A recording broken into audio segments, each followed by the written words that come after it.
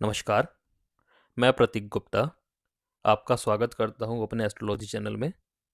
आज हम बात करते हैं किसी व्यक्ति का यदि मिथुन लगन हो या मिथुन राशि हो तो उनके 5 ऐसे रहस्य जो उन्हें हमेशा याद रखने चाहिए। जेमिनी असेंडेंट्स के लिए ये चीज़ें बड़ी काम की हो सकती हैं। तो सबसे पहला सूत्र जो हम काम करते हैं वो हम दशम भाव से देखते हैं। देखिए जो दशम भाव होता है वो किसी भी कुंडली का सबसे स्ट्रॉन्ग भाव माना गया है। कुछ वैदिक ग्रंथों में जो ज्योतिष के होते हैं उसमें दशम भाव को लगन से भी ज़्यादा ताकतवर माना गया है। यदि हम देखते हैं तो दशम भाव में 12 नंबर राशि है, मीन राशि। मीन राशि सेवा को दर्शाती है। ऐसे लोगों के कर्मों में ही सेवा हो सकती है और ऐसे व्यक्ति सेवा देने से संबंधित, सर्विस प्रोवाइड कराने संबंधित यदि कोई कर्म करते हैं, प्रोफेशन ऑप्ट करते हैं, तो उसमें ऐसे लोगों को नेम एंड फेम भी मिलता है और उनकी तरक्की भी होती है। तो सबसे पहला पॉइंट ये है ध्यान रखने का कि ऐसे लोगों को सेवा देने बढ़िया रहती है क्योंकि वो इनके कर्मों में ही है। दूसरा पॉइंट क्या है? मिथुन राशि। देखिए जो जेमिनी साइन है वो लगन में ही आ गया। जब हम ब्लाइंड चार्ट प्रेडिक्शंस करते हैं ना तो लगन में कौन सी राशि है ये सबसे जरूरी है, देख लेनी चाहिए। मिथुन राशि कम्युनिकेशन की राशि है, वाक्पटुता की राशि है। जो नेचुरल हमारी सीखने की क्षमता होती है, बुद्धि जिसे बोलते हैं, उसको दर्शाती है। तो मिथुन लगन के लोगों में नेचुरली, प्राकृतिक रूप से बुद्धिमान होने के गुण होते हैं, यानी कि जो ग्रास्पिंग पावर होती है वो नेचुरली बहुत ज़्यादा होती है। बस इन्हें दिक्कत कहाँ पे आती है? मिथुन राशि पराक्रम की राशि है, एफर्ट्स की राशि है।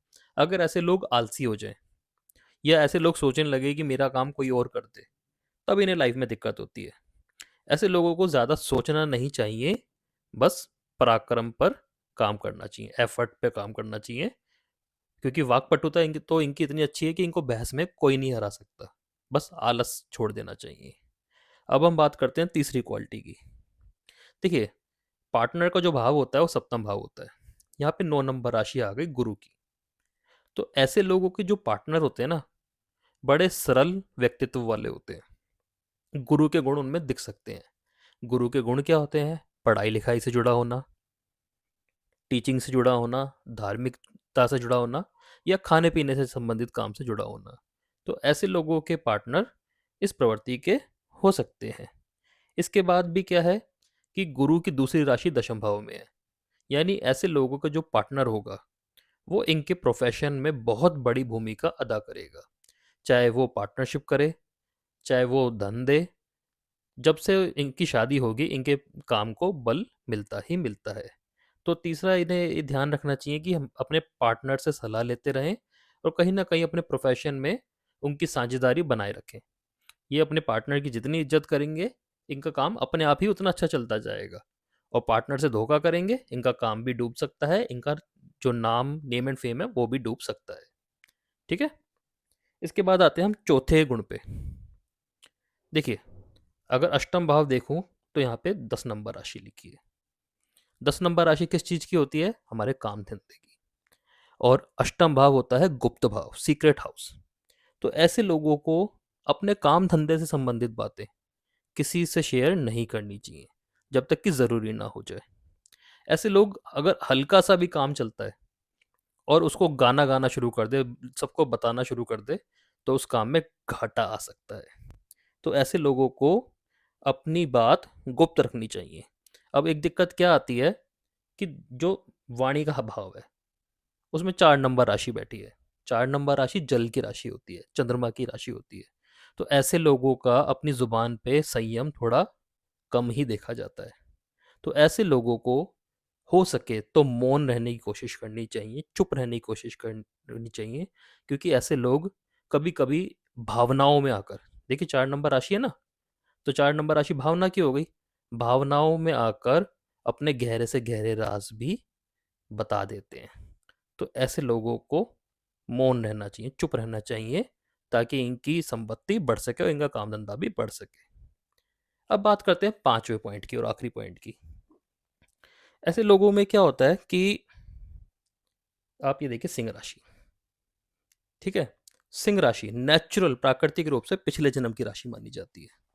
जैसे 9 नंबर राशि अगले जन्म की मानी जाती है, 1 नंबर राशि वर्तमान जन्म की मानी जाती है। इसी तरह सिंह राशि पिछले जन्म की मानी जाती है।